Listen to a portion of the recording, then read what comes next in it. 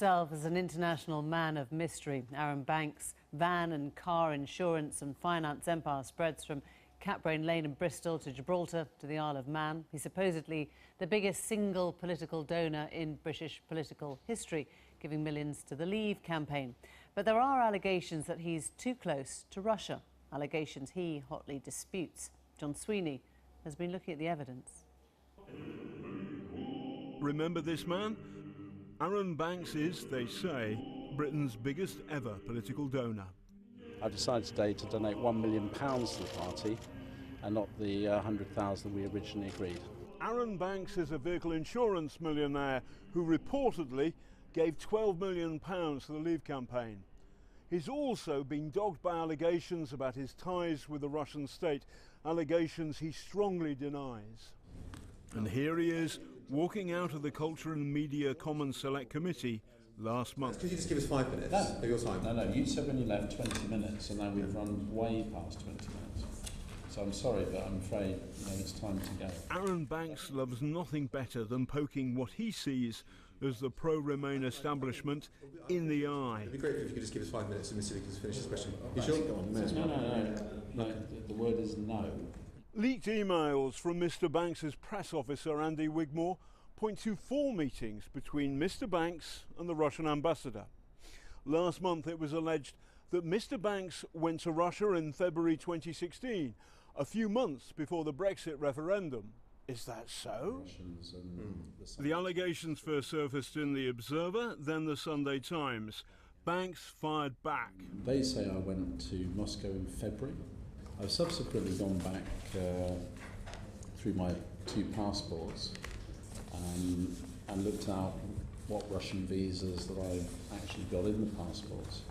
You quite have, if someone wants to photocopy the passports, they're quite welcome to do so. There are 2 Russian visas, so effectively the Russian visa, first one was March 15, and the second one was October 14. So I actually wasn't in Moscow in February 16.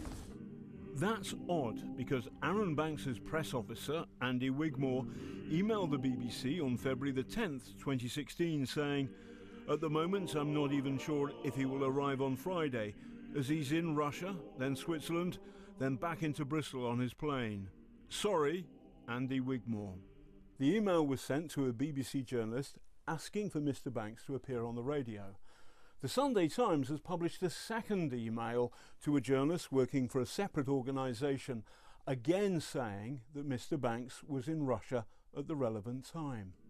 Wigmore writes to a journalist saying, "Just had word from Arron. He's been delayed in Russia and won't be back on Friday for the planned interview." Mr. Banks has a perfectly good reason to visit Russia whenever he wants. His family. He has 3 children by his Russian wife, Katya Padlarina. Here she is, tinkling the ivories. Team Banks also say that they've had multiple meetings with US intelligence and embassy officials, which they say the US embassy have confirmed. But Mr. Wigmore did give an explanation to the MPs why he and Mr. Banks might mislead journalists over fake trips to Russia. Just so you know, because I can remember teasing many journalists when they ask, "Where is Arron?" I would often used to say he's in Moscow, he's in Russia, because of the variety of stuff that had just come out about Arron being an agent from a document which is called the Atlantic Council document, which accused him of being absolutely all those things. We teased people about it.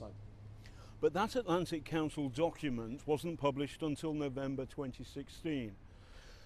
Andy Wigmore wrote the email to the BBC in February 2016, 8 months before. So, unless Team Banks have got a time machine, their explanation doesn't make much sense. So what's going on here? Either he's misled the BBC or he's misled the MPs, your select committee. What do you think? Well, I mean, Andy Wigmore, by his own confession, is someone who leads journalists up the garden path. He gets things wrong. He tells lies. Andy Wigmore's response to this, which will inevitably be, "He wasn't in Russia, I made that up," I think that is highly questionable. Mr. Banks told Newsnight, "I did not travel to Russia in 2016. He went on, "Mr. Wigmore, has had a long history of pulling the legs of journalists.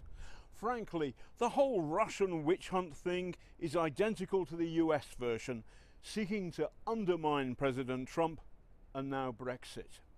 It's time for the metropolitan elite to get over the result of Brexit and move on. Arron Banks, self-proclaimed bad boy of Brexit, is currently being investigated by both the Information and the Electoral Commissions for his conduct during the referendum.